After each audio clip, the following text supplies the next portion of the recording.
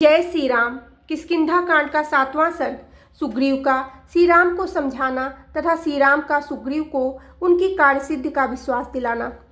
श्री राम ने शोक से पीड़ित होकर जब ऐसी बातें कही तब वानर राज सुग्रीव की आंखों में आंसू भर आए और वे हाथ जोड़कर अश्रु गदगद कंठ से इस प्रकार बोले, प्रभु, नीच कुल में उत्पन्न हुए उस पापात्मा राक्षस का गुप्त निवास स्थान कहाँ है?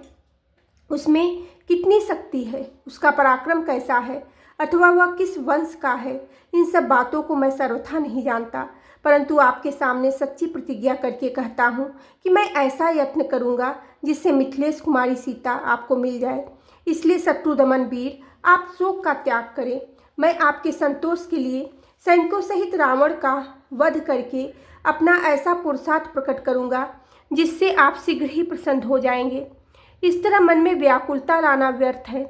आपके हृदय में स्वाभाविक रूप से जो धैर्य है उसका स्मरण कीजिए। इस तरह बुद्धि और विचार को हल्का बना देना, उसकी सहज गंभीरता को खो देना आप जैसे महापुरुषों के लिए उचित नहीं है।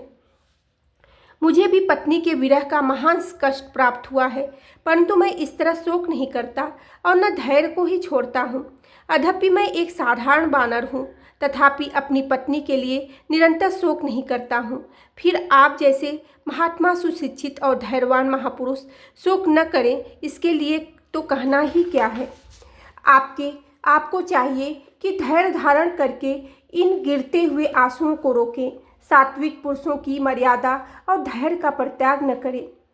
आत्मीय जनों के वियोग आदि से होने वाले शोक में, आर्थिक संकट में अथवा प्राणांतकारी भय उपस्थित होने पर जो अपनी बुद्धि से दुख निवारण के उपाय का विचार करते हुए धैर्य धारण करता है, वह कष्ट नहीं भोगता है।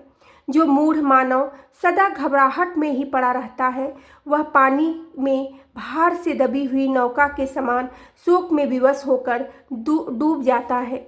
मैं हाथ जोड़ता हूँ, प्रेम पूर्वक अनुरोध करता हूँ कि आप प्रसन्न हो और पुरुषार्थ का आश्रय ले। शोक को अपने ऊपर प्रभाव डालने का अवसर न दे। जो शोक का अनुसरण करते हैं उन्हें सुख नहीं मिलता और उनका तेज भी क्षीण हो जाता है। अतः आप शोक न करें। राजेंद्र, शोक से आक्रांत हुए मनुष्य के जीवन में उनके प्राणों की रक्षा में भी संशय उपस्थित हो जाता है। इसलिए आप शोक को त्याग दे और केवल धैर्य को आश्रय दें।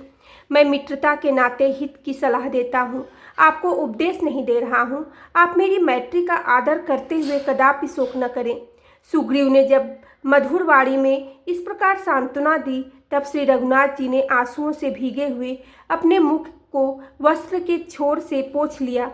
सुग्रीव के वचन से शोक का परित्याग करके स्वस्थ चित्त हो कुकुट कुलभूषण भगवान श्री राम ने मित्रवर सुग्रीव को हृदय से लगा लिया और इस प्रकार कहा, सुग्रीव, एक स्नेही और हितैषी मित्र को जो कुछ करना चाहिए वही तुमने किया। तुम्हारा कार्य सर्वथा उचित और तुम्हारे योग्य है। सखे, तुम्हारे आश्वासन से मेरी सारी चिंता जाती रही। अब मैं पूर्ण स्वस्थ हूँ। तुम्हारे जैसे बंधु का विशेषतः ऐसे संकट के समय मिलना कठिन होता है, परंतु तुम्हें मिथिलेश कुमारी सीता तथा रौद्र रूपधारी दुरात्मा राक्षस रावण का पता लगाने के लिए प्रयत्न करना चाहिए। साथ ही मुझे भी इस समय तुम्हारे लिए जो कुछ करना आवश्यक हो उसे बिना किसी संकोच के बताओ। जैसे वर्षा काल के अच्छे खेत में बोया हुआ बीज अवश्य फल देता है, उसी प्रकार तुम्हारा सारा मनोरथ सफल हो। वानर श्रेष्ठ, मैंने जो अभिमान पूर्वक यह बाली के वध आदि करने की बात कही है, इसे तुम ठीक ही समझो। मैंने पहले भी कभी झूठी बात नहीं कही है और भविष्य में भी कभी असत्य नहीं बोलूँगा। इस समय जो कुछ कहा है उसे पूर्ण करने के लिए प्रतिज्ञा करता हूँ और तुम्हें विश्वास दिलाने के लिए सत्य की ही शपथ खाता हूँ। श्री रघुनाथ जी की बात, विशेषतर उनकी प्रतिज्ञा सुनकर अपने वानर मंत्रियों सहित सुग्रीव को बड़ी प्रशंसा हुई। इस प्रकार एकांत में एक दूसरे के निकट बैठे हुए वे दोनों नर और वानर श्री राम और सुग्रीव ने परस्पर सुख और दुख की बातें कही जो एक दूसरे के लिए अनुरूप थी।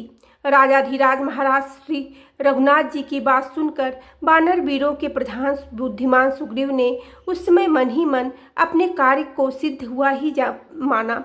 बोलो सियावेरी रामचंद्र की जय, पवन सुत हेनु माने की जय।